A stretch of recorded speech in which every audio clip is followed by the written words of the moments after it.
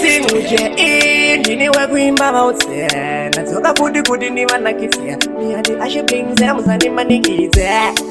taigonepo pashaka na mumwecheta noti aiwa ukanditsvaka kumadingana ndishaiwa ndingandirimo mutaiwa mavengi Munonyepa mungadikona ameno kana dziri fonda zamapema mufunge handikwate kona wandofamba naye mukurunda babwa aiwa Munonyepa muri kureva nhema kusimbisana namakona taikuni ndini munhu wachona ngodisaiza kunwa kumono pamuchichema amuribe shoko yamunoda chamba namalolipop kuti litacharamba muchida kulipopu kushandiswa natepu ikishopu Haleluya hosana nezita raJesu Mwari ndikunizeiwo sababa majesu ndirirese muridzo zita rababa kekezo painofamandisa paiwe nemafeso mavengi Munonyepa amungadikona ameno kana dziri fonda zamapema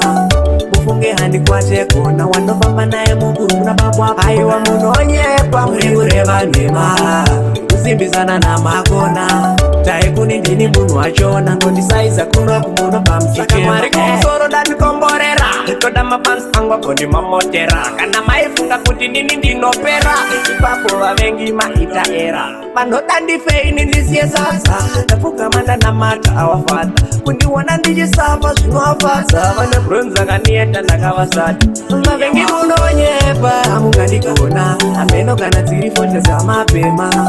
mufunge handikwate kona wandofamba naye mukurunda babwa aiwa Munonyepa muri kureva nhema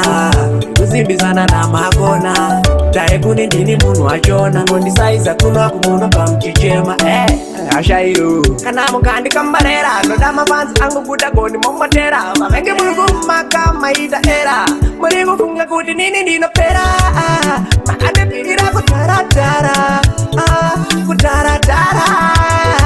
kutaratara mavengi Munonyepa amungandikona ameno kana dziri fonda zamapema